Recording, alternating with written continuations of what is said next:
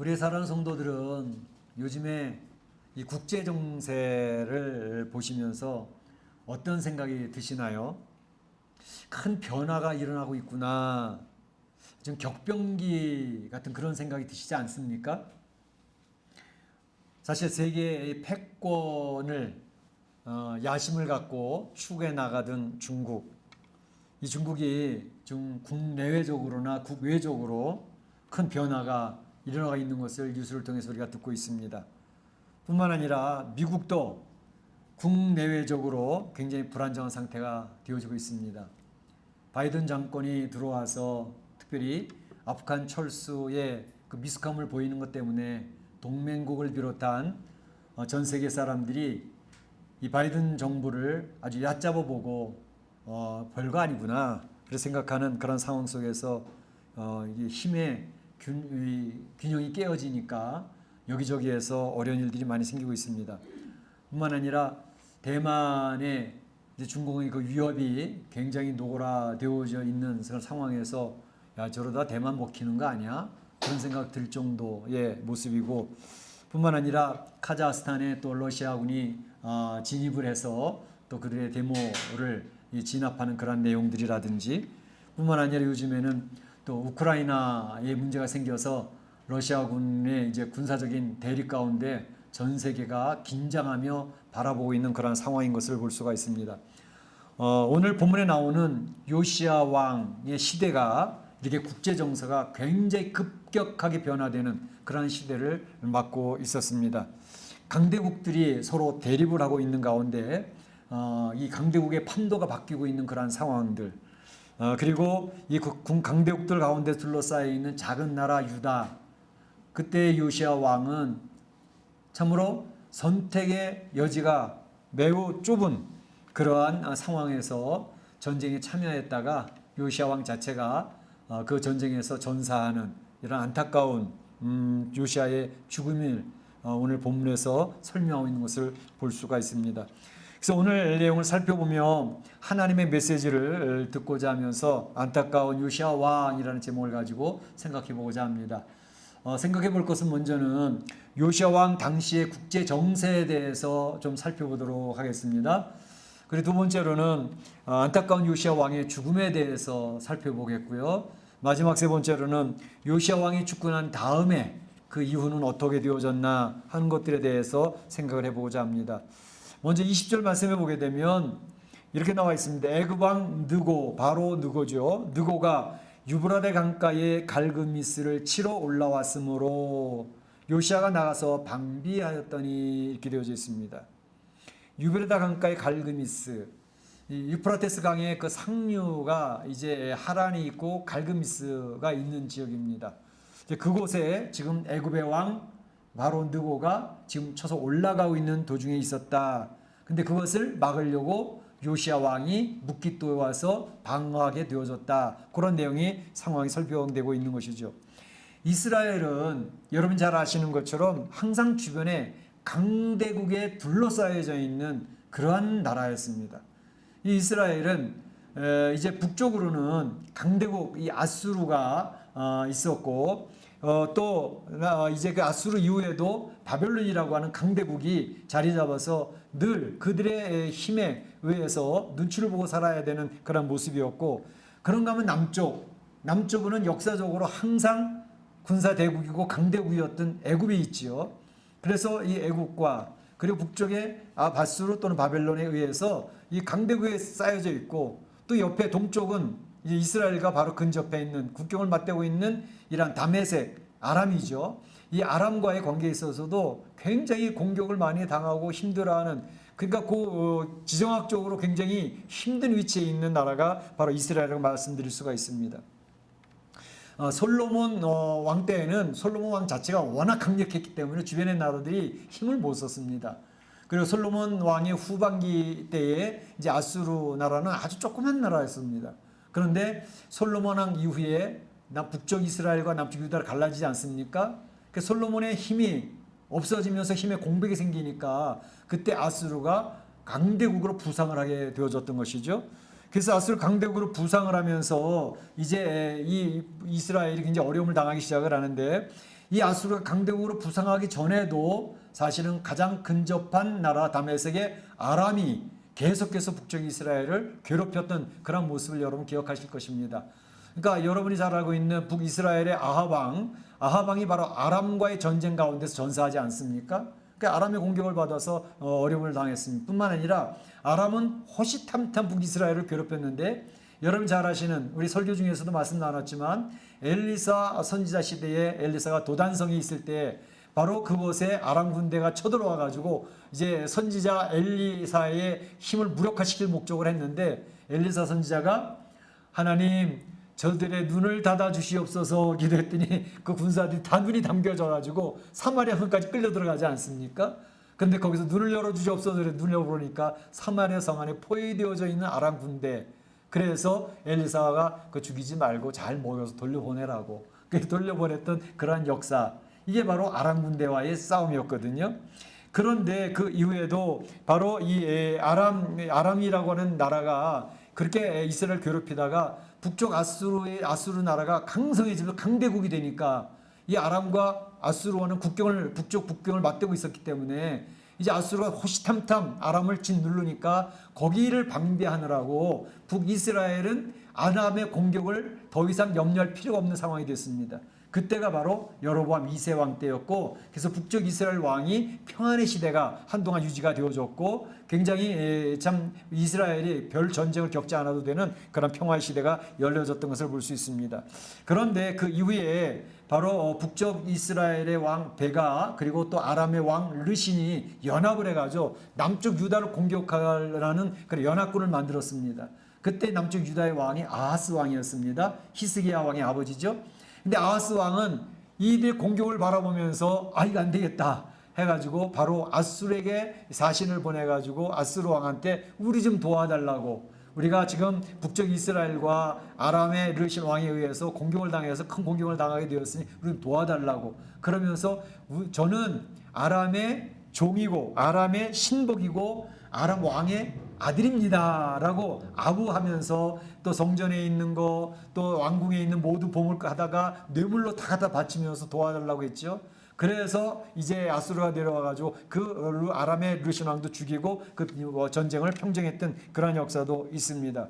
그런데 바로 이 아수르라고 하는 나라가 이렇게 점점 강해지면서 북쪽의 왕 호세아 왕 마지막 왕이죠. 북쪽의 이스라엘의 호세아 왕이 되었을 때 이는 원래 이제 아수르에게 조공을 바치던 그런 왕이었습니다. 그런데 이거 안 되겠다 싶어가지고 애굽의 도움을 받아서 독립하려고 애굽의 도움을 요청했다는 것을 알고 아수르 왕의 살마네셀이라고 하는 왕, 사르곤 왕이라 그러는데 그 왕이 내려와가지고 바로 북쪽 이스라엘을 장악을 해버리죠. 전쟁으로 패배하게 합니다. 그래서 북쪽 이스라엘이 BC 722년에 호세 왕 때 망하게 되어졌던 것입니다. 그래서 북쪽 이스라엘은 사라져 버렸고 그런데 그 이후에 또 아수르가 너무너무 강하니까 북쪽 이스라엘은 이제 다 먹고 남쪽 유다까지 이제는 침입하려고 하는 그런 모습을 보였습니다. 그때에 바로 유다의 왕은 히스기야 왕이었습니다. 히스기야 왕 때 여러분 잘 아는 산헤립 아수르 왕이 쳐들어와서 랍사게가 이제 모욕을 주고 그래서 히스기야 왕이 그 편지를 펼쳐놓고 하나님 도와달라 기도하던 그 내용 기억하시죠? 이러한 상황들이 지금 펼쳐지고 있었던 것입니다. 그런데 바로 아수르의 쇠퇴기가 오기 시작을 했습니다. 아수르라고 하는 나라가 바벨론이라는 나라가 세워나면서 아수르가 점점 힘에서 밀리기 시작을 했어요. 그래가지고 이 아수르라는 나라가 이제 자기 있던 그 지역 니누의 지역도 빼앗기고 하단으로 몰리고 이제 갈그미스까지 쇠퇴하는 그런 모습으로 있는 가운데에 바로 그러한 상황에서 이 요시아 왕이 이 애굽 왕 바로 누고가 이제 갈그미스를 향해서 올라가게 있는 그런 상황이 벌어졌던 것입니다. 애굽 왕 바로 누고는 생각하기를 야 바벨론이라는 나라가 이거 만만치 않은데 바벨론이라는 나라가 이 남하하는 것을 어떻게 해서든지 저지해야 되겠다. 그렇지 않으면 우리 애굽까지도 위험하겠다라는 판단을 한 것입니다. 그래서 이 애굽의 바로 왕은 바로 아수르를 도와서 바벨론의 남하 정책을 남하하는 세력 힘을 저지시키려고 했던 그러니까 아수르라고 하는 나라를 지금 굉장히 이게 작아지는 그런 모습이지만 그거를 도와가지고 그래도 완충 지역으로 아수르라는 나라를 살려놔야 되겠다 했던 것이 애굽왕 바로드고의 판단이었습니다. 그래서 아수르를 도와서 바벨론과 싸우기 위해서 올라가고 있었습니다. 물론 열왕기 하에 가게 되면 아수르를 치러 올랐다 그랬지만 그 내용은 다른 내용이고 바로 아수르를 도와서 바벨론을 견제하려고 했던 내용이었습니다. 그런데 이것을 이렇게 할 때에 이제 이 아수르 왕을 도와서 애굽 왕이 올라가려고 할 때에 바로 그때에 이제 참 완충적으로 하려고 했던 그러한 모습은 오늘날에도 이 국제 정세에서 많이 사용되고 있는 것 같습니다.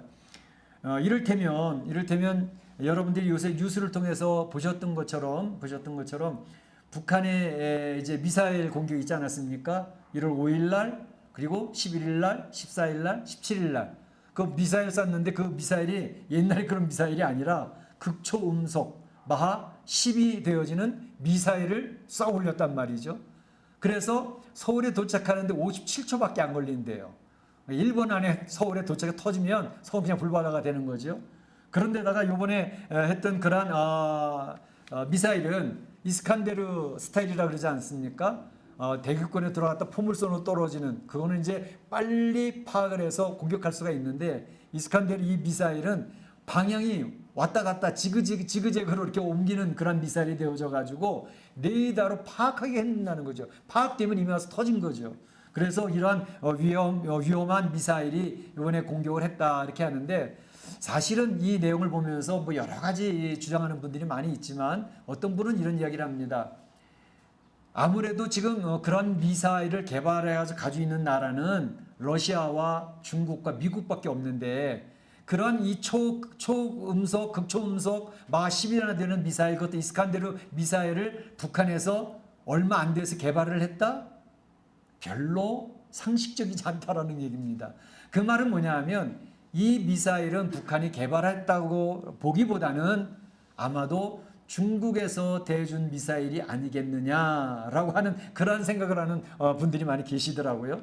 그러니까 그건 뭐냐면 중국이 북한을 바로 완충지대로 삼고자 하는 그런 전략을 쓰고 있다. 그러니까 우리 휴전선은 남과 북의 대치선뿐만 아니라 사실은 미국과 일본이나 자유진영과 이 공산진영의 대립전이 있는 게 휴전선이기 때문에 바로 이 휴전선이 북한이 무너지면 중국은 바로 미일과 바로 접경을 해야 되는 그런 상황이기 때문에 북한이라는 지역을 완충지역으로 삼으려고 하는 그런 전술이 있다라는 생각을 한다는 것이죠.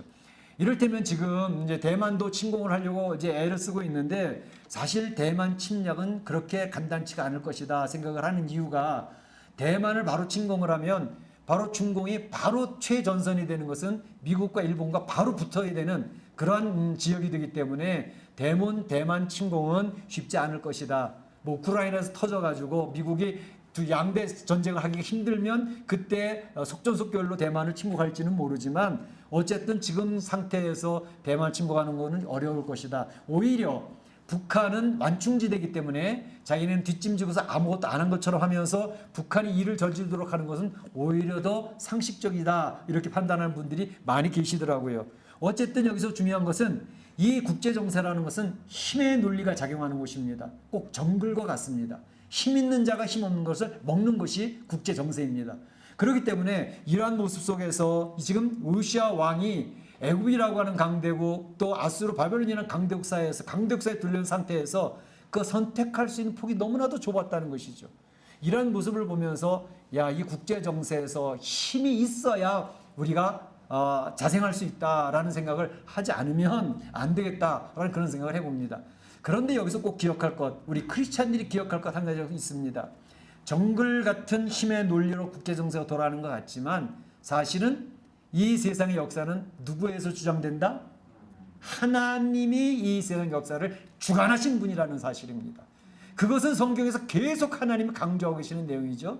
그래서 이 세상 강대국이 있고 약소국이 있고 이렇게 저렇게 해서 먹고 하는 이런 국제정세의 여러 가지 내용들을 이야기하지만 우리 성도들의 확실한 가치관은 그럼에도 불구하고 이 역사의 주관은 하나님이 하신다라는 것입니다. 그래서 지금 우리나라 이 한반도의 지정학적인 위치가 강대국에 둘러싸여 있는 위치라서 중국이나 러시아나 일본이나 또 유럽의 열강들 그 사이에서 참 어려운 그런 모습들이 너무 많이 있었습니다. 대원군 때 고종과 민비의 그 사이 속에서 국내 세력이 분열되어지는 가운데 그 열강들의 밥이 되어졌던 모습을 우리 역사에 가지고 있지 않습니까? 그래서 너무나도 이러한 상황이 다시 반복되는 것 같은 어떤 그런 위기를 느끼면서 하나님, 이 국제정서가 정글 같은 곳인데 힘의 논리가 작용하는 곳인데 바라옵기는 하나님이 주관하신 역사가 우리 한반도에 있어지기를 원합니다. 하나님의 국률하심의 역사가 한반도에 있어서 우리 대한민국의 교회를 축복하시고 전 세계 선교사를 파송하셨던 그 역사가 계속되어지기를 원합니다. 하나님의 조국을 지켜주십시오. 우리 성도들의 기도는 그것입니다. 이 역사를 주관하신 하나님 앞에 우리가 매달려서 우리 조국을 국률이 여겨달라고 기도하는 우리 성도들이 되시기를 주의 이름으로 축원합니다. 우리가 또 한 가지 기억할 것은 요시야 왕의 안타까운 죽음입니다. 요시야 왕 우리가 지난 시간에 살펴봤던 것처럼 굉장히 훌륭한 왕이었습니다. 참으로 그 열조들의 우상 숭배를 제거하고 또 성전을 정결케 하고 율법책을 발견한 은혜를 덧입으면서 율법책 하나님의 말씀 앞에 엎드리는 그런 지도자 아니었습니까? 그리고 언약책을 모든 백성들이 읽어주면서 그 백성들이 하나님 앞으로 나아갈 수 있도록 인도해 주었던, 그래서 지난 시간에 말씀의 제목을 나라를 바로 세우는 리더라고 하는 제목을 가지고 요시야 왕을 소개했습니다. 그 백성들이 하나님 앞에 겸허하게 엎드려 기도하고 하나님을 두려운 줄 알고 살아가니까 그 백성이 바로 서게 됐던 것이죠.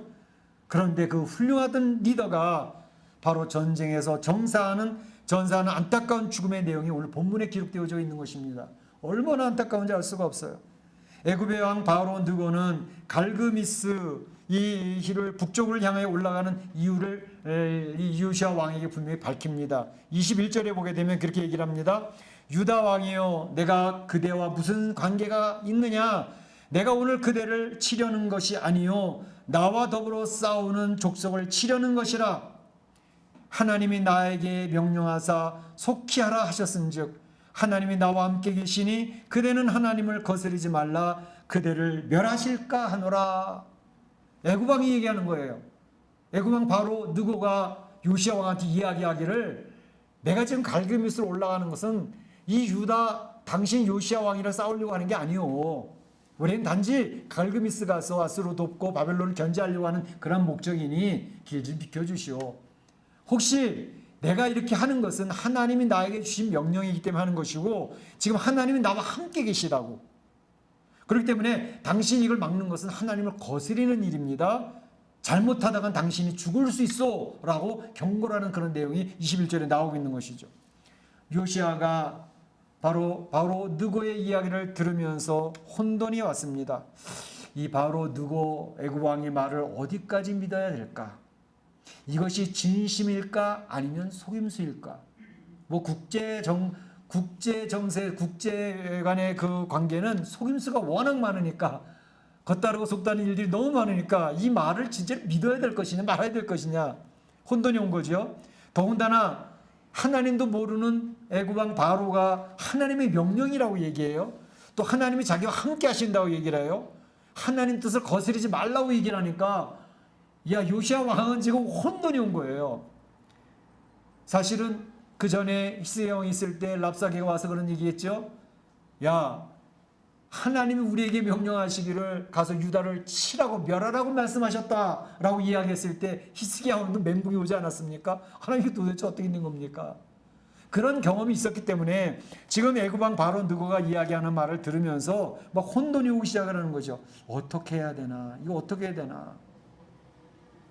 근데 이 요시야 왕의 생각은 그런 생각을 했던 것 같아요. 이 애굽이라고 하는 나라, 또 아수르라고 하는 나라, 이 바벨론이라는 이 관계를 잘 살펴봤겠죠. 그런데 사실 아수르라고 하는 나라는 그동안 유다를 많이 괴롭혔습니다. 그 대표적인 가까이로는 히스기야 왕 때 유다 왕, 아수르 왕 사네립이 랍세기 시켜가지고 얼마나 히스기야 왕을 모욕을 했습니까? 유다 민족이 쩔쩔매지 않았습니까? 그런 경험도 있기 때문에 아수르를 도우러 간다고? 아수르가 다시 힘을 얻게 된다고? 그게 유다한테 도움이 될까? 그런 생각을 해보는 것도 있고, 또 한 가지는 애굽이라는 나라가 만약에 이 아수르나 바벨론을 세력을 제거해 버려서 애굽의 천하가 된다 그러면 애굽이 우리를 가만 놔둘까? 그것도 별로 좋은 것 같진 않아. 그렇다면 지금 현재 애굽이 아수르를 도우려고 하는 것을 막는 게 낫지 않을까? 나름 이란 국제 정세에서 전술적인 판단을 했던 것 같아요. 그래서 이 요시아가 결정했던 내용은 뭐냐 하면 22절에 있는 것처럼 유다 왕 요시아가 그것을 싫어했다 그랬습니다. 그래서 변장해서 싸움터에 나갔다 그랬습니다. 그리고 22절에 얘기하는 것은 하나님의 입에서 나온 느고의 말을 듣지 아니하고 이렇게 되어 있습니다.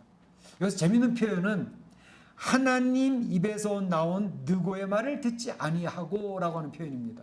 저는 그걸 보면서 아하, 애굽의 왕이 하나님을 믿는 사람이 아니었음에도 불구하고 성경에서 표현하고 있는 것은 이방의 왕 바로 입에서 하나님의 말씀이 나왔다라는 것을 표현하고 있다는 사실입니다. 이 말은 뭡니까? 하나님은요, 우리 믿는 성도들을 이끌어 가실 때에도 불신자의 입에서 또는 불신자의 행동을 통해서도 하나님의 일을 하고 계시다는 사실을 선언하는 거 아니겠습니까? 하나님의 역사는 믿는 성도들에게만 역사하는 분이 아닙니다. 하나님은 주관하시는 것은 성도는 물론이고 성도가 주인공이 되지만 성도 주변의 불신자의 세계, 이 세상의 모든 나라의 역사를 누가 주관하신다? 하나님이 주관하신다는 사실입니다.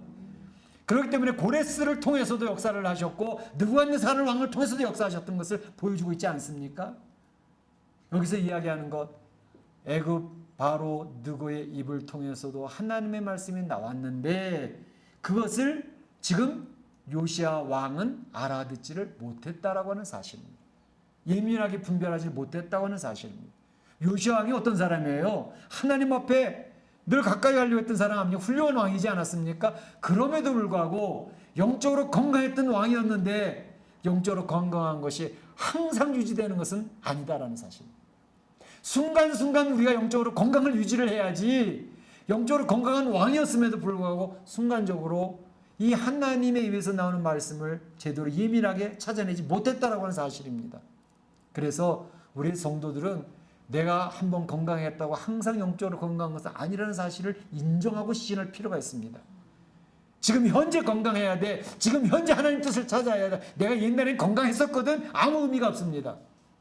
지금 현재 하나님 앞에서 나의 신앙의 모습이 어떠하냐를 살펴볼 필요가 있는 것이죠.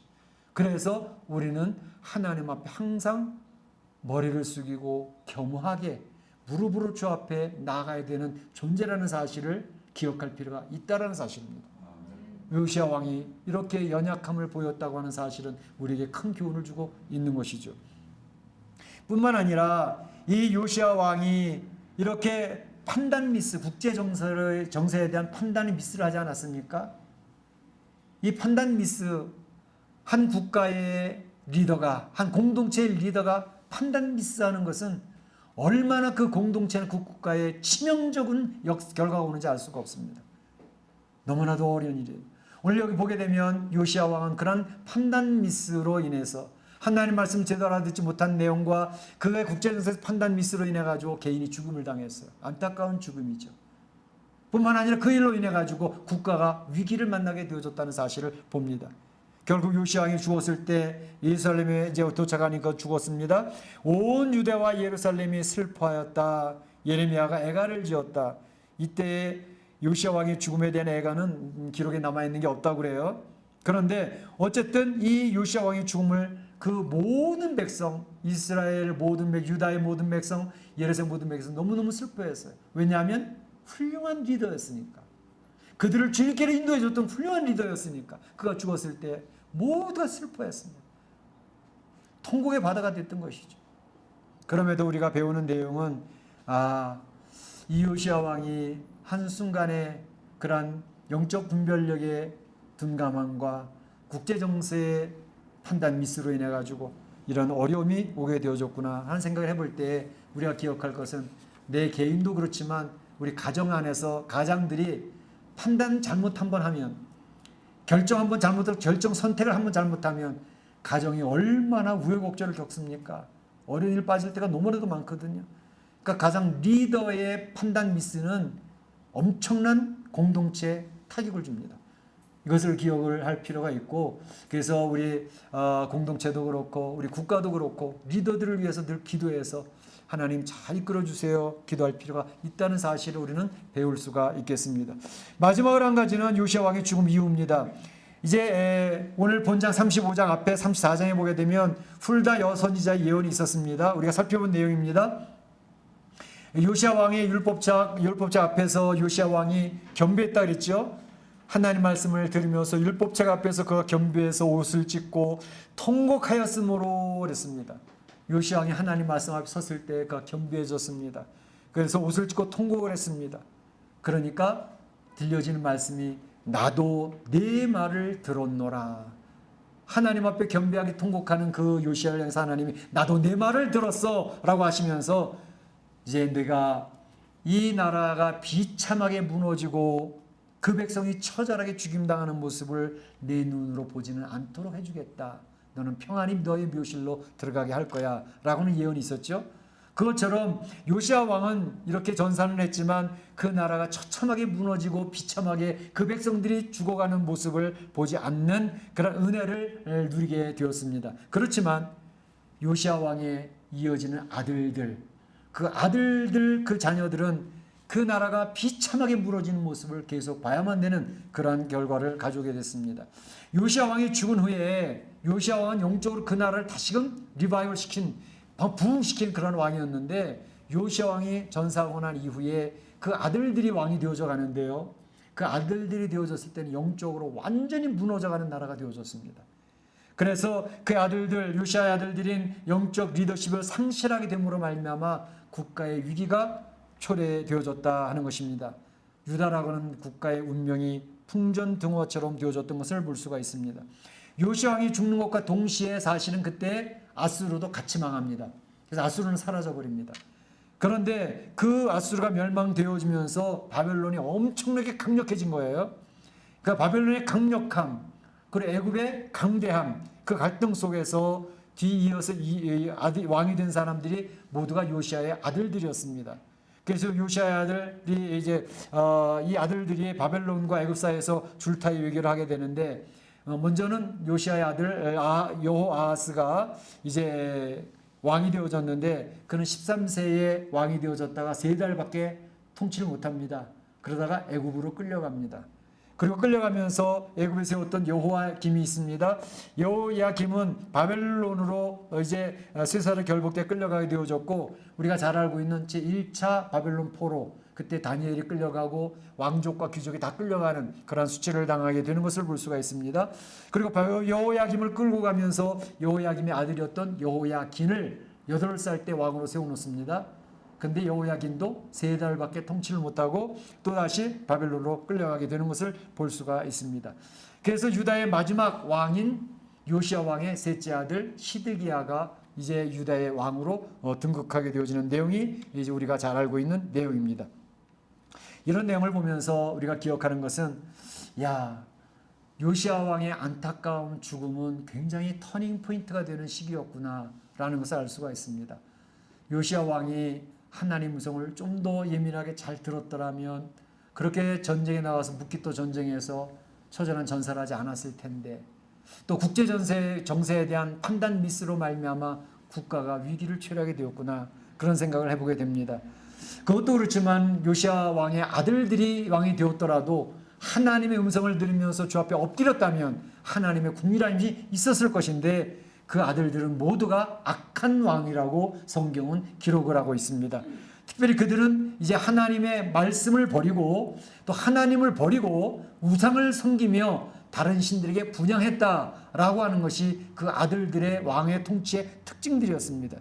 그러니까 바로 이러한 것을 통해서 그 요시야 아들들이 영적 리더십을 상실해버리니까 그 나라는 무너질 수밖에 없는 상황이 되어졌다 하는 것을 보여주고 있습니다. 그래서 훌다 선지자가 얘기했던 것처럼 이제 너희는 하나님을 버리고 다른 신을 분향하고 이제 여호와를 경록했기 때문에 이 나라가 문을 닫게 되어진 거다라고 선언하고 이 나라가 빈터화 되어졌다.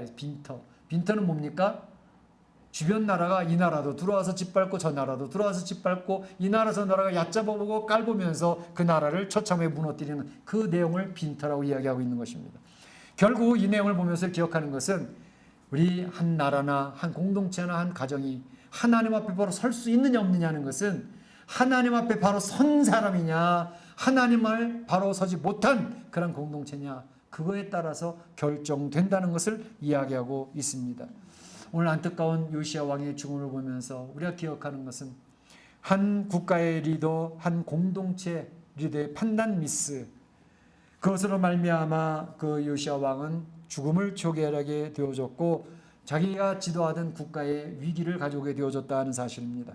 이걸 보면서 느끼는 것은 어쨌든지 하나님 앞에 엎드려서 우는 자가 되어야 되겠구나. 하나님 앞에 통곡하는 자가 되어져야 되겠구나. 한 가장이 되어도 하나님 앞에 엎드리는 자가 되어져야 되고 한 국가의 리더도 그러하고 공동체 리더도 그러하고 하나님 앞에 바로 설 때에 그 나라가 그 국가 그 가정이 지켜질 수 있다라는 사실을 생각해 보게 됩니다. 오늘 요시야의 안타까운 죽음을 바라보면서 우리 사랑하는 성도들이 우리가 영적으로 계속 건강을 유지하는 하나님 앞에 엎드리는 성도가 되어져야 되겠다 하는 생각을 하시면 참 좋겠습니다. 그러한 축복이 우리 사랑하는 성도들의 가정과 우리 국가에 있어지기를 주의 이름으로 축원합니다. 축원합니다. 다 같이 기도하겠습니다. 오늘 받은 바 말씀을 기억을 하고 내 마음에 자리 잡은 말씀 한 가지가 있다면 그 말씀을 붙들고 기도하시기를 원합니다. 요시야의 죽음, 국가의 리더의 죽음으로 말미암아 저희의 어려움이 왔습니다. 우리 가정의 리더된 우리 가장들 또 공동체 리더들 우리 마음에 새겨볼 내용들이 있습니다. 다 같이 기도하겠습니다. 사랑의 하나님 감사합니다. 오늘은 요시야 왕의 참으로 죽음을 바라보면서 그 당시의 국제정세를 간단히 살펴보았습니다. 오늘날 국제정세도 정글과 같이 힘의 논리가 작용하는 시대에 살고 있지만 결국은 그것은 하나님의 주관하심에 따라 이루어진다는 사실을 저희 성도들은 믿고 있습니다. 그래서 참 나라를 위하여 우리는 기도할 수밖에 없고 우리 조국을 위하여 국리를 여겨주심을 위하여 기도할 수밖에 없습니다. 아버지 하나님 저희 조국을 국리를 여겨 주시옵소서. 아버지 하나님 참으로 우리가 하나님 한 가정의 리더로서 한 공동체 리더로서 하나님 앞에 엎드려 기도할 수 있게 하시고 영적인 건강성을 계속 점검하며 유지할 수 있도록 인도하여 주셔서 하나님 앞에 바로 서 있는 리더들이 될 수 있도록 인도하여 주셔서 그 공동체를 살려내는 역사가 있도록 주님 붙들어 주옵소서. 하나님을 버리고 내 생각과 내 계획대로 살아가면 결국은 멸망할 수밖에 없다는 사실을 기억을 하며 하나님 앞에 겸허하게 엎드려 하나님 앞에 부르짖는 하나님 뜻을 분별해낼 수 있는 저희들이 되도록 인도하여 주시옵소서. 하나님께서 함께 하시기를 소원하옵고 예수님의 이름으로 기도하옵나이다. 아멘. 다 같이 일어나셔서